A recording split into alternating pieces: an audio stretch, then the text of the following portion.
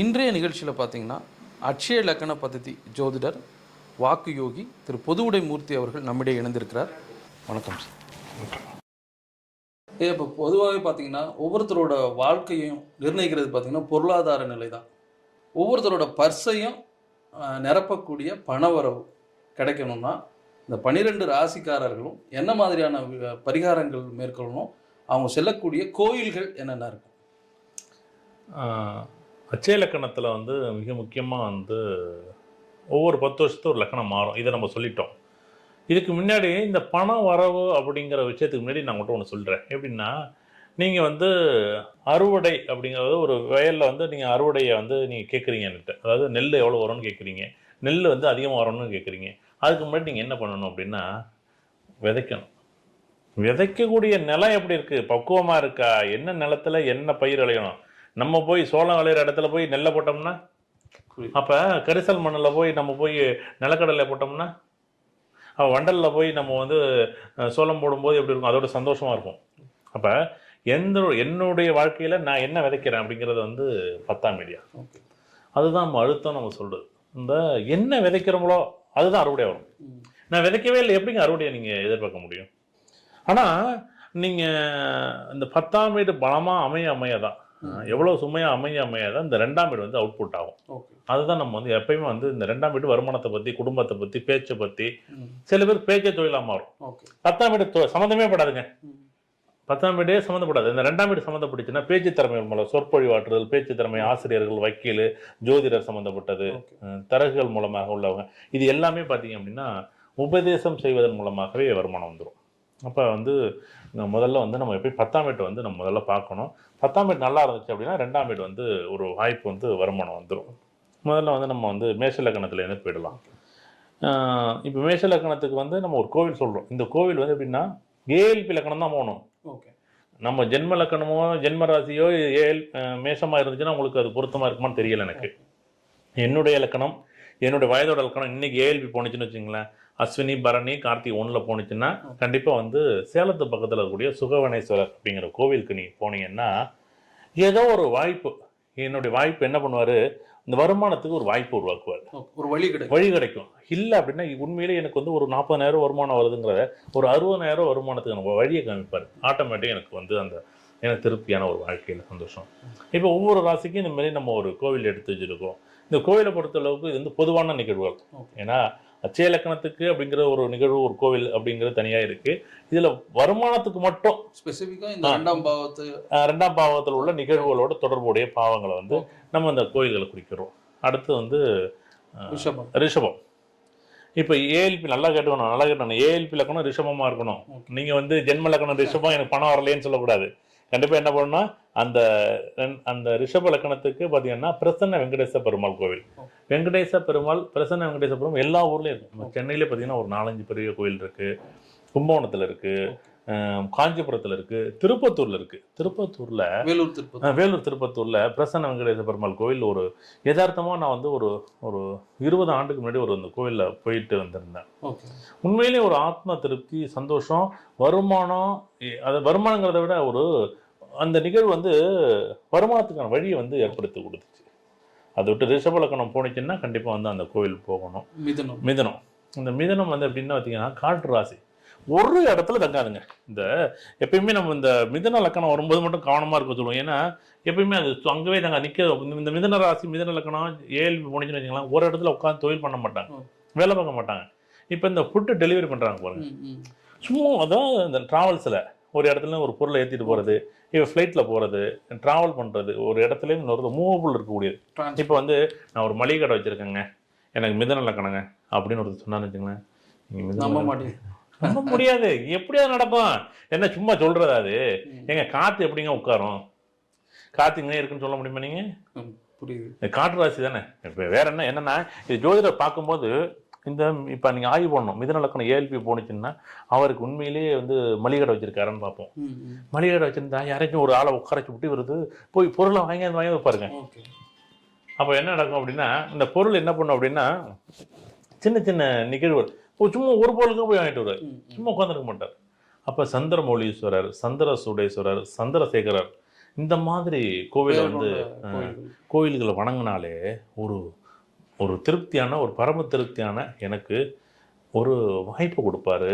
பண வரவு. ஒரு பண வரவுக்கு வந்து பணம் கண்டிப்பாக வரும், அதில் ஒன்றும் மாற்றுக்கிறது இல்லை. நீங்கள் அது எந்த நம்பிக்கையில் கும்பிட்றீங்கன்னு பார்க்கணும். எனக்கு பணம் வருங்கிற நம்பிக்கை மட்டும் நம்பிக்கைங்கிறது வந்து அதீதமாக நம்பிக்கை இருக்கும்போது கண்டிப்பாக ஏதோ ஒரு வகையில் கண்ணை திறந்துடுவார். அதேமாரி உழைப்பும் சேரும்போது இன்னும் ரெட்டிப்பாகிறதுக்கான உழைப்புங்கிறது நம்பிக்கையா. உழைப்புங்கிறது எல்லாருமே உழைக்கிறீங்க, எல்லாருமே உலகத்தில் இருக்க அத்தனை பேரும் உழைக்கிறாங்க. உழைப்பு எல்லாருக்கும் உழைப்பு காய்ச்சறோம், எல்லாருமே 1 லட்சம் 2 லட்சம் தான் வாங்கணும். நம்பிக்கைங்கிறது என்ன அப்படின்னா எல்லாத்தையும் அப்பாற்பட்டது. அது ஆத்மார்த்தமா நம்ம உள்ளுணர்வோட நம்ம அதுவும் இல்லாமல் நீங்கள் உழைப்புக்கும் முயற்சிக்கும் நம்பிக்கைக்கும் விட என்னென்னா இந்த கடவுளோட அதிர்ஷ்டங்கிற ஒன்று வேணும். அதிர்ஷ்டம் இருக்கிறவங்க மட்டும்தான் நீங்கள் வந்து அந்த நிகழ்வு பயன்படுத்த முடியுமே தவிர, இல்லை உழைக்கிறவங்களுக்கு எல்லாமே 1 லட்சம் சம்பளம் வந்துடுமா என்ன? இல்லை.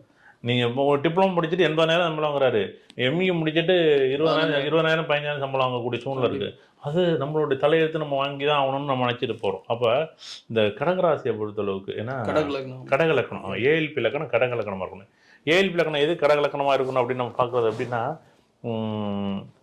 10 வருஷம் லக்கணம் மாறும். அப்போ 10 வருஷத்துக்கு நம்ம வந்து 10 வருஷத்துக்கு ஒரு கடவுளை தான் பிடிச்சிங்க. நீங்கள் வந்து என்னென்னா பண வருமானத்துக்கு இந்த கடவுளை பிடிச்சிங்க. இப்போ கடகலக்கணமாக போனீங்கன்னா காமேஸ்வரர். நல்ல ஏஎல்பி அஸ்ட்ராலஜருக்கு இது தெரியும் இல்லைங்க ஐயா, இந்த லக்னம் இவங்களுக்கு ஏஎல்பி லக்னம் போயிட்டு இருக்குன்றத கண்டுபிடிச்சு சொல்லிடுவாங்க ஒரு சாதாரண மக்களுக்கு சொல்லணும்னா. அது நீங்களே பார்த்துக்கலாம். ஏன்னா கூகுள் பிளே ஸ்டோரில் அது மொபைல் சாஃப்ட்வேர் இருக்குது. அது ஆண்ட்ராய்டு மொபைலில் நீங்கள் ஏஎல்பி அஸ்ட்ராலஜின்னு அடித்தாலே வந்துட போகுது. அதில் ஏஎல்பி லக்கணம் எதுன்னு வந்துட போகுது. அது ஏஎல்பின்னு அதில் இருக்கும். அதுக்கு 2ஆம் வீடு ஏஎல்பி லக்கணம் எனக்கு வந்து இப்போ வந்து சிம்மம் போனிச்சு அப்படின்னா, இப்போ சிம்மத்துக்கு நம்ம என்ன பண்ணோம் அப்படின்னு பார்த்தீங்கன்னா பச்சையம்மன் கோவில். சிம்மத்துக்கு பச்சையம்மன் கோவில். இப்போ நம்ம முன்னாடி வந்து கடகத்துக்கு வந்து காமேஸ்வரர் கோவில் சொல்லியாச்சு, காமேஸ்வரர். அதுக்கு பிறகு சிம்மத்துக்கு வந்து பச்சையம்மன்.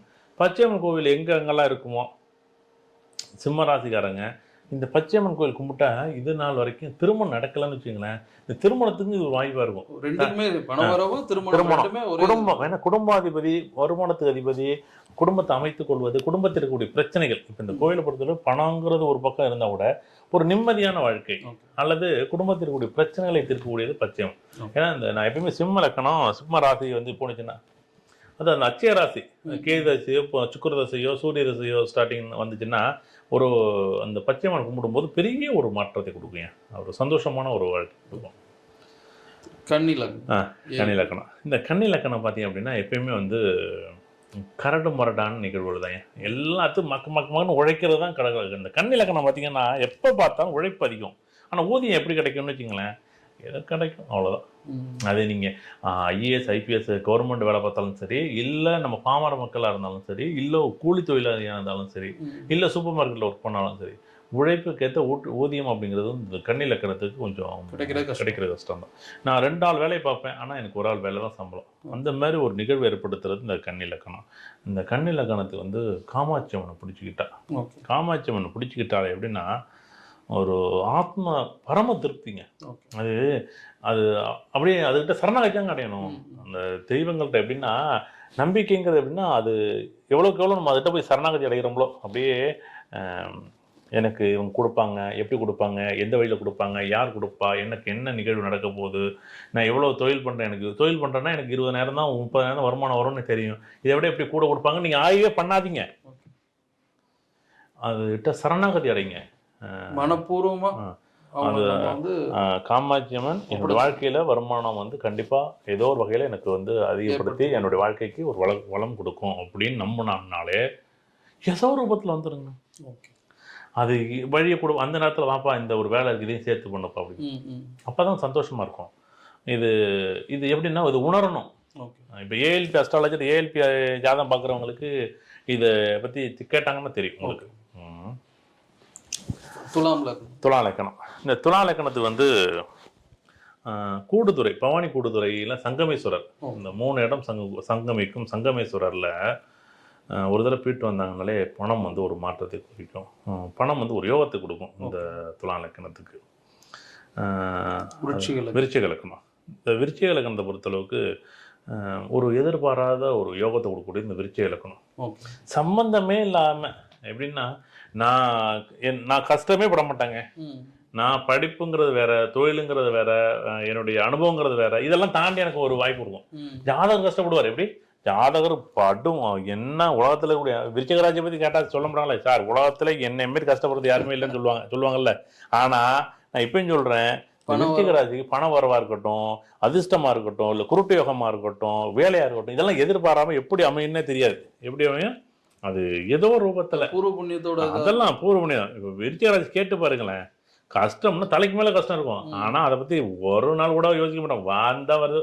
ஆனா வேலை ஏதோ குருட்டு யோகத்தை கிடைச்சேன். டிப்ளமோட படிக்க மாட்டாங்க. படிச்சேன் ஒரு அரை கேள்வி இருக்கும். ஆனா அவங்களுக்கு ஹையஸ்ட் போஸ்ட் கிடைக்கும். அப்ப அவங்க என்னன்னா உலகளந்த பெருமாள் கோவிலுக்கு போனா, எங்க பக்கத்துல உலகளந்த பெருமாள் கோவில் எங்க இருக்கு, உலகளந்த பெருமாள் கோவில் எங்க இருக்குன்னு பார்க்க சொன்னாலே திருக்கோவில். ஓகே, அங்கோட போனாலே ஒரு பெரிய மாற்றம் உண்டுங்க. இந்த விருச்சிகத்துக்கு தனுசு ராசி இருக்க, அது இந்த மிதனம் மாரி இந்த தனுசும் இது சும்மாவே இருக்காது. இது என்னன்னா, இது இந்த ரொம்ப நேர்மையாக இல்லைன்னா எனக்கு வந்து எப்படி வேணும் அப்படி வேணும், இந்த நிறைய கட்டையை போட்டுக்கிட்டு இருக்கிறது தனுசு ராசி. இந்த வருமானத்தை தடை பண்றது இந்த தனுசு ராசியும் இந்த மிதன ராசியும் என்ன பண்ணா, இது ரொம்ப நேர்மையா இருக்கிறேன்னு நினைச்சுக்கும்.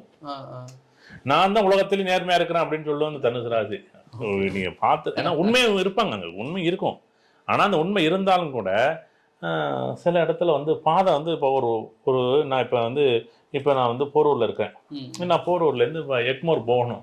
இப்போ நேர் ரோடு போட்டு போக முடியுமான்னு? இந்த ரோடு நீங்கள் எப்படி போட்டுருக்கீங்களோ அது வாழ்க்கை பானை அந்த பாதையில் தான் ஊரோட ஒத்து வாழுங்கிறது. என்ன அப்படின்னா, இப்போ ஊரெல்லாம் எப்படி அந்த பாதையை போய் பாதையாக மாற்றி வச்சிருக்கோம், அதுதான் பாதை. வேற ஒன்றும் மாற்ற முடியாது. இல்லை எனக்கு நேராக ரோடு போடுங்க, நான் இங்கேருந்து எக்மோர் போகிறேன்னு சொன்னேன், போட முடியுமா என்ன? கனவுல கூட நடக்காது. அப்படி நினைச்சேன்னா யாரும் முட்டாளு? நான் தான் முட்டாளு. அப்போ என்ன நடக்கும்? எதிர்பார்த்த மாரி அப்போ அங்கேயே சுருக்கிக்கிட்டு வாழ்க்கையை தனக்கு தானே வந்து வருத்திக்கிறது. இது ஏன் இப்படி நடக்கும்னு பார்த்தீங்கன்னா, இந்த அட்டமாதிபதி சந்திரனா வருவார். வேற ஒன்றும் கிடையாது. இப்போ எல்லா மூளையும் எல்லா செயல்களும் உள்ளுக்குள்ள இருக்கும். ஆனால் வெளிப்படுத்த தெரியாது. இல்லை, வெளிப்படுத்துற நேரத்தில் வந்து பிரச்சனை மாறும். அப்போ வந்து ஸ்ரீரங்கம் எங்களுக்கு ஸ்ரீரங்கம் ரங்கநாதனாய் அதெல்லாம் பலமா பிடிச்சிக்கிட்டா, அதெல்லாம் அது அந்த இடத்துக்கு போனாலே ஒரு பெரிய ஒரு வாய்ப்பு உண்டுங்க. அது நல்லா கேட்டுங்க. ஏஎல்பி இலக்கணம் தனுசு போகணும் உங்களுக்கு. நீங்க பாட்டுக்கு எனக்கு சார் எனக்கு தனுசு ராசி எனக்கு தனுசு இலக்கணம் தப்பா நினைச்சுக்காதீங்க சார். இதான் சொல்லிட்டேன். Google play store ALP software இருக்கு. உங்க ஏஎல்பி இலக்கணம் என்ன, உங்க ஏஎல்பி ராசி என்ன நீங்க பாத்துங்க. ஏஎல்பி இலக்கணம் தனுசு இலக்கணமா போனா ஸ்ரீரங்கம் போகணும் அப்படின்னு தெளிவா சொல்லிவிடுங்க. ஏன்னா நாளைக்கு வந்து சார் நான் இங்கே போனேன் என்னன்னா, நல்லா கேட்டுங்க. உங்களுடைய நேரத்தையும் உங்களுடைய நிகழ்வையும் இப்போ கொடுத்து பார்த்துட்டு இருக்கீங்க. உங்கள் வாழ்க்கையில் ஏதாச்சும் ஒரு மாற்றம் வந்துடாதா? இவ்வளோ நிகழ்வு வந்து இவர் வந்து கேட்டது. ஏன்னா இது வரைக்கும் அதை பற்றி நான் பேசுனதே கிடையாது. இப்போ கார்த்தி என்கிட்ட கேட்டது இந்த நிகழ்வை பற்றி கேட்டார். ஒரு ராசி ஒரு லக்கணம் வந்து இந்த கோயிலுக்கு மட்டும் போனால் போதும், அவங்களுக்கு பணம் சந்தோஷத்தை கொடுக்கும் அப்படின்னு ஒரு கேள்வி கேட்டு வந்தார். அதை பற்றி தான் இப்போ பேசிகிட்டு இருக்கிறோம். அடுத்து வந்து மகரத்துக்கு பார்க்கும்போது எப்பயுமே வந்து மகரம் வந்து காவல் தெய்வங்கள், ஐயனார், வீர, தொண்டிக்காரன், மதுரை வீரன், இப்படி நம்ம ஒரு நிகழ்வை பயன்படுத்தினோம்னாலே நம்ம பக்கத்தில் கூடிய ஐயனார் பணமாக பிடிச்சிக்கிட்டோம்னாலே லைஃப் பெரிய மாற்றம் உண்டாகும். அடுத்தது கும்பம். கும்ப லக்கணம் பார்த்தீங்க அப்படின்னா திருச்செந்தூர் போகிறது வந்து ஒரு பண வருமானத்தை கொடுக்கும். அதே மாதிரி பழனி, இது ரெண்டுமே எடுத்துக்கலாம் கும்பத்துக்கு. இப்போ எனக்கு ஏஎல்பி இலக்கணம் கும்பமாக போனிச்சுன்னா நான் திருச்செந்தூர் போகணும். அப்போ தான் பணம் சம்மந்தப்பட்ட நிகழ்வு ஒரு வாய்ப்பு உண்டாகும். எல்லாரும் போகிறதால திருச்செந்தூர் போகிறதால பணம் கிடைச்சிடும்னு நினைக்கிறாங்க. பாதி பேர் கிடைக்குது, பாதி பேர் கிடைக்கல. அப்படின்னா அதுவே ஏஎல்பி கும்பமாக போனிச்சுன்னா ஒரு வாய்ப்பு உண்டு உங்களுக்கு. அப்போ எளிமையாக கிடைக்கும். இப்போ என்கிட்ட ஒரு நண்பர் சொன்னார், இப்போ ரிஷப லக்கணம் சுவாமிமலை அப்படின்னு நம்ம சொன்னோம்னா, அப்போ சுவாமிமலை போகும்போது பணம் இல்லைன்னா கடனாக வந்துடும். அப்ப ஏஎல்பி லக்னம் போகும்போது நம்ம போனோம்னா அது ப்ளஸ் ஆயிடும். அப்ப பணம் எப்படி வேணா வரலாம் பாருங்க. இப்ப பணம் இப்ப நான் திருச்செந்தூர் போறேன், கடனா வந்துட்டுனா இப்போ ஒரு 10 லட்ச ரூபா கடன் வருது. அது கடன் தானே, அது வருமானம் இல்லையே, அது வாய்ப்பு இல்லையே. ஆனா இந்த 10 லட்சத்தை வச்சுக்கிட்டு நீங்க முதலீடு பண்ணி என்ன சம்பாதிக்கிறீங்க அப்படிங்கிற வாய்ப்பு வச்சுதான் உங்களுடைய வாய்ப்பு வரவு இருக்கு. அடுத்தது மீன லக்கணம்.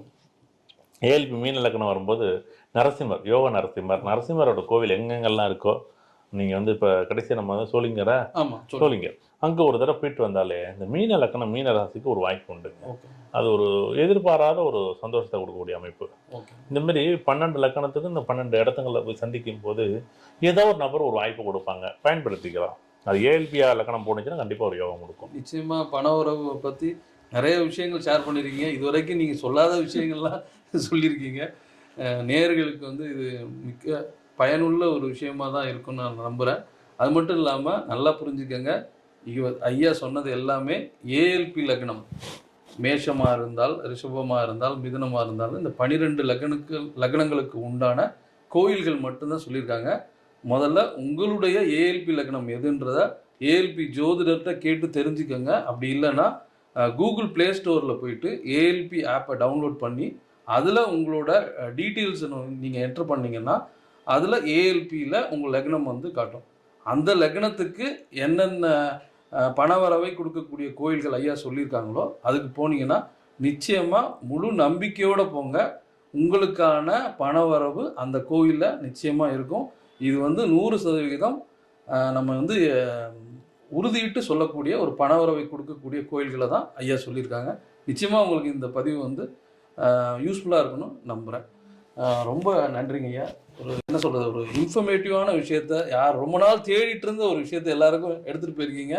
இது நிச்சயமாக அனைத்து நேயர்களுக்கும் இது பயன்படும் நம்புகிறேன். மிக்க நன்றிங்க. நன்றி, வணக்கம்.